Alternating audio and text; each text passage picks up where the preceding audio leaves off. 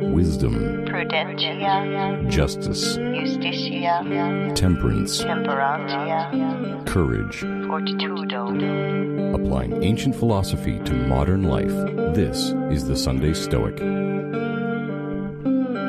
Welcome to the Sunday Stoic Podcast. This is Steve. I'm coming to you today from my porch. I'm sitting on a front porch here at my house in Conway, Arkansas. It's kind of a dreary, cold, rainy day. It's supposed to drop down well below freezing by tonight. I doubt if we get any snow, but it's possible. And this is the Sunday Stoic Podcast. So, a podcast where we talk about ancient philosophy and applying it to modern day life. And boy, we're up into the hundreds now in terms of episodes. That's pretty impressive. I'm surprised I stuck to it this long. I guess this philosophy has sticking power.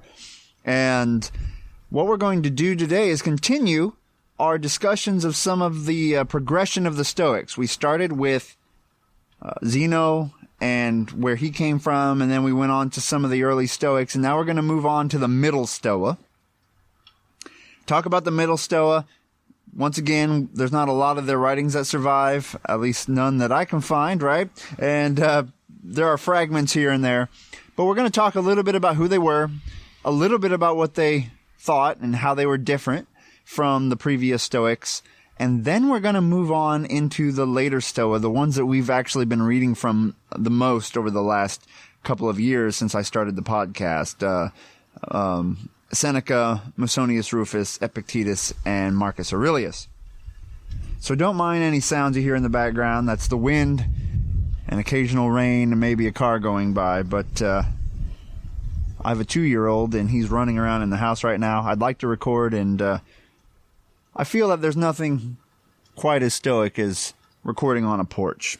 If you don't know already, a stoa is a porch. Okay.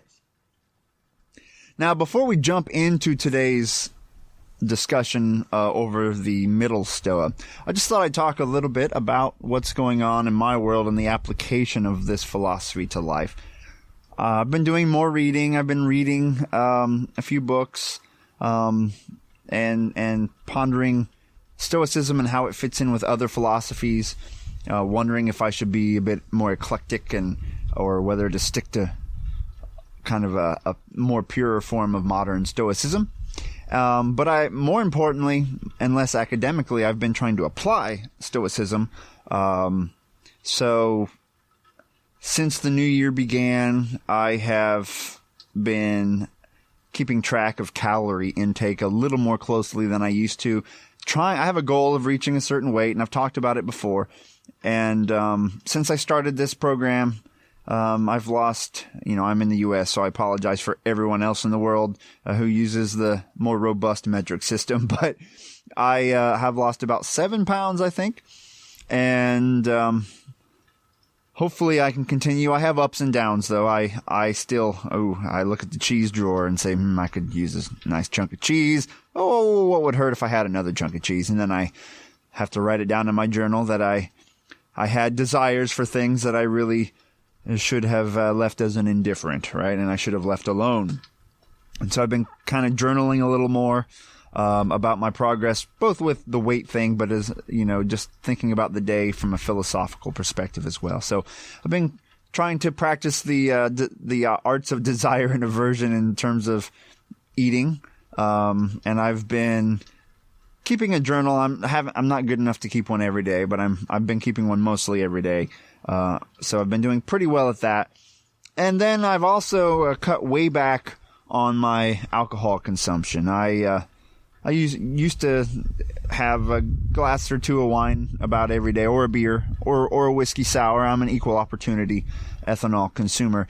And my birthday is coming up. It'll actually be in February on the 3rd when another episode will air. And I just told my wife that I was going to avoid any alcohol consumption at home. I have had a few beers out in public, but for the purposes of socializing, not for the purposes of, just unwinding after work or something. So, but I haven't had anything at home. So my big box of Pinot Noir has gone untapped, and my bottle of rye has been unopened in the cupboard. And actually, it hasn't really been that hard. I thought maybe I would be craving it, but I haven't. It's just been like whatever. I've been drinking water instead, and it's been fine.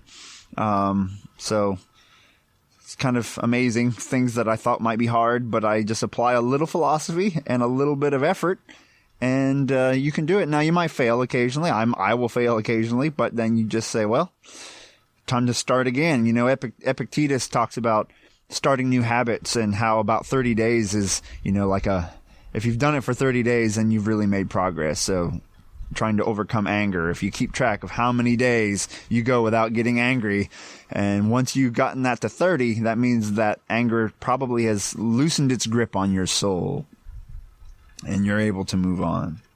So that's what's been going on with me. I'm back to school, teaching. It's kind of overwhelming, all the things I have to do, but I'm trying to also apply the idea of hic et nunc, living in the present moment, the here and now, and focusing on that as much as I can. What good can I do right now? Knowing that the future is out of my control. I can plan for it, but I can't worry about it.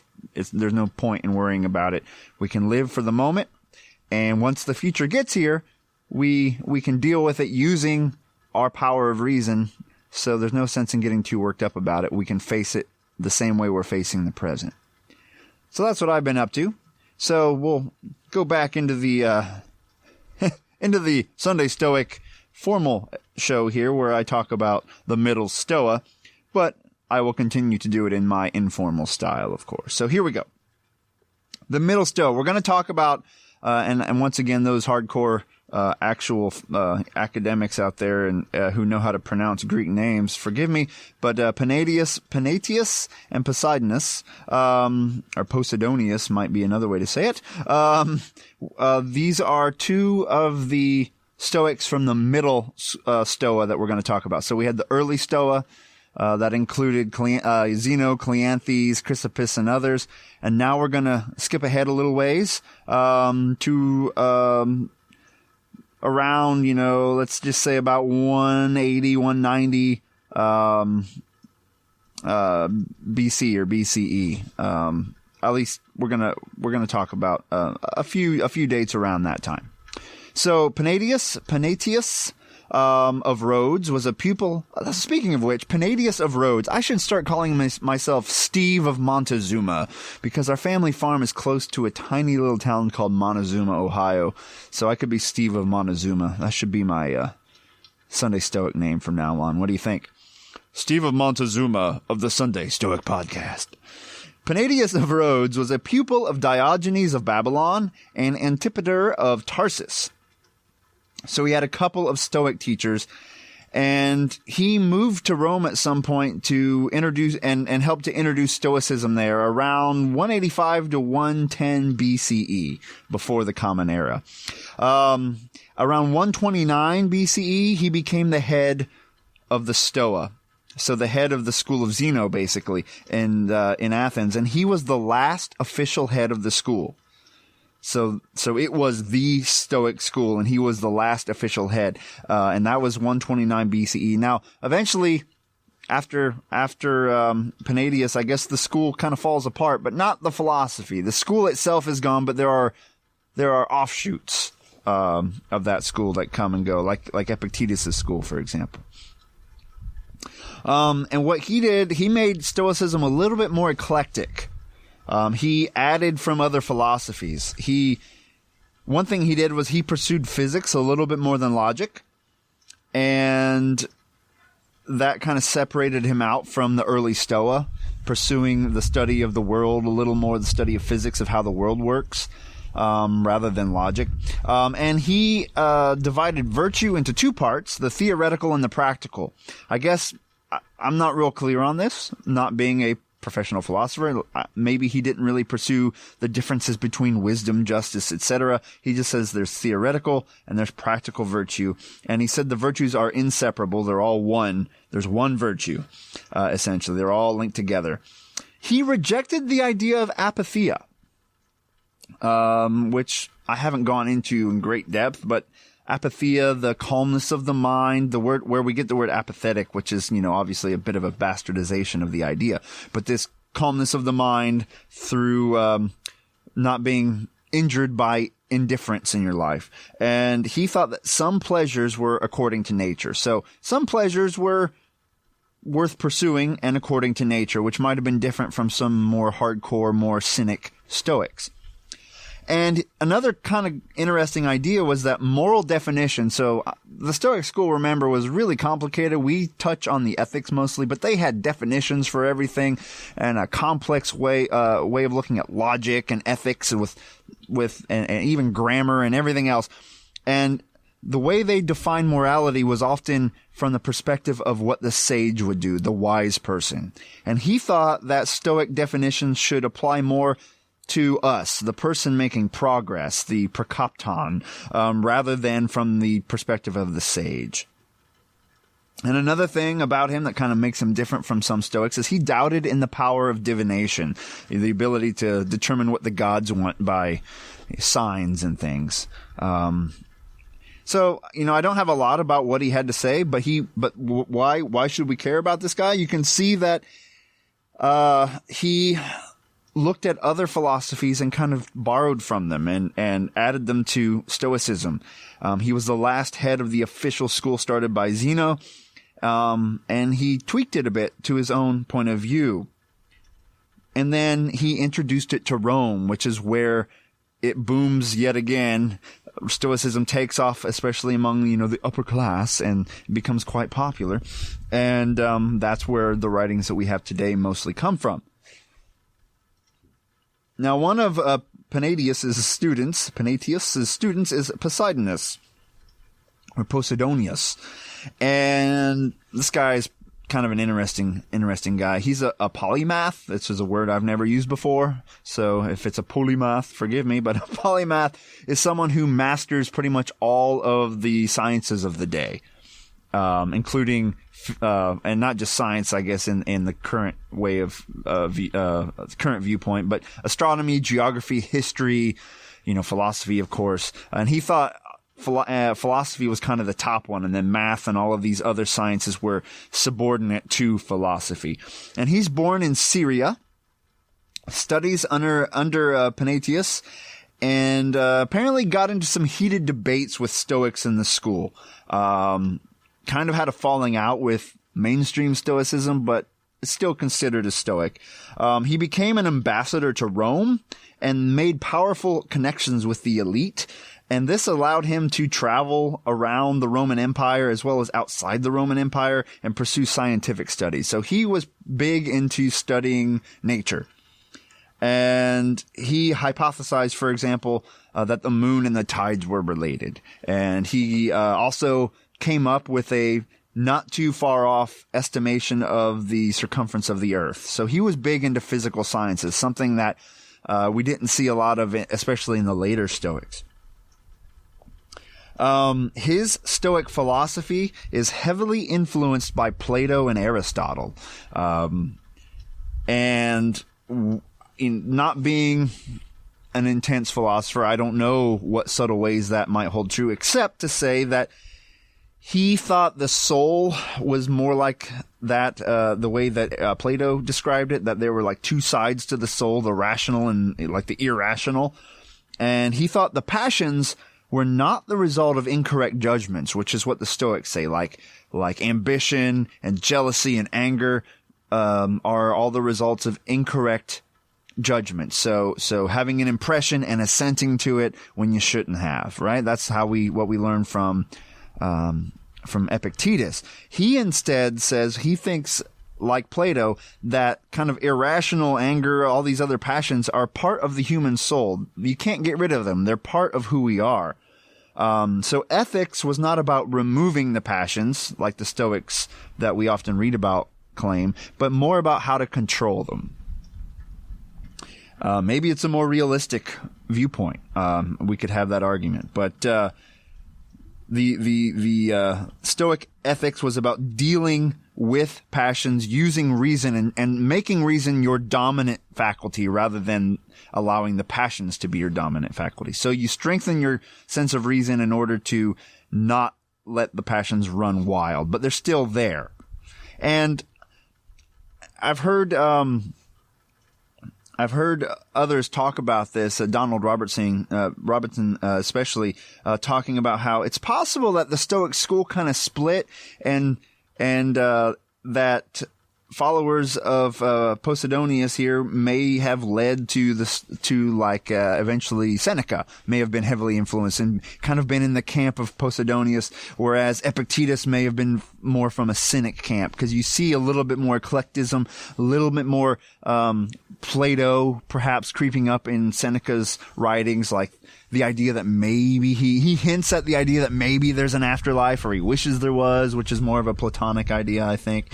So maybe there's some a bit of a schism there in Stoicism, but one that we just don't have enough robust evidence to know for sure if it existed. But one thing he really did was he combined Stoicism with contemporary learning. So modern science and Stoicism kind of joins together here. And he introduced it to the Roman elite, being an ambassador there. He really helped to introduce it to more people, and more people, start practicing it and seeing it as a way to live, to deal with the unknowns of life, but also as a way to study the world. So kind of a combination of these things. And he dies around 51 BCE in Rome. Now, you could probably find some quotes from these Stoics in bits of literature. I'm not going to do that today. Perhaps someone far more educated in the field, like, the major modern Stoics, Donald Robertson and Massimo, or someone can read some of those, and I may find some of their quotes and bring them up occasionally. But I thought it was important, though, just for today, rather than quoting from these individuals, to just get an idea of who they were and how they were different, and how, you can think about what kind of Stoic are you. Are you someone who says, well, maybe anger and jealousy are just part of being alive, and we're not going to eliminate them by purifying our judgments. Maybe instead of eliminating them, we just learn to control them. Maybe that's a more realistic way of viewing things. Kind of like later when we read Seneca and we read where he talks about grief being normal. It's normal to grieve. It's not a complete indifferent that you're going to just get over immediately, like Stilpo does, if you recall, where he's like, I have lost nothing when his family is destroyed, right? That seems harsh and cold. Maybe it's because have a little more Plato in my soul than I have just like hardcore Epictetus or something. I don't know. But maybe that's where Seneca gets some of that. It's okay to grieve, but then put it in check. Don't let grief take over your life. You have to move on eventually. All right, so that's where we are this week. I thank you for joining me. Please support the show. If you have any questions, why don't you call the phone number that you'll hear at the end of the show here, or send me an email. I can put you on the show, put your questions on the show. If you have any comments, by all means, shoot me an email. And if you want to do any reading, we're going to be talking about Seneca soon. So feel free, if you have a favorite passage from Seneca, do a recording on your phone and email it to me, sundaystoic@gmail.com, and I'll work it into our discussions of Seneca. After Seneca, we're going to move on to Musonius Rufus, Epictetus, and then Marcus Aurelius. So you all have a great week. Seize the day and carpe diem. Thank you for listening to the Sunday Stoic. If you enjoyed the show, please subscribe, rate, and review the Sunday Stoic on iTunes. Become a member of the Sunday Stoic team, earn rewards, and be an integral part of the show by becoming a patron at www.patreon.com/SundayStoic. Contact the show by emailing sundaystoic@gmail.com or by leaving a voicemail at 501-503-3132. To find out more, visit www.sundaystoicpodcast.com. And as Steve always says, carpe diem.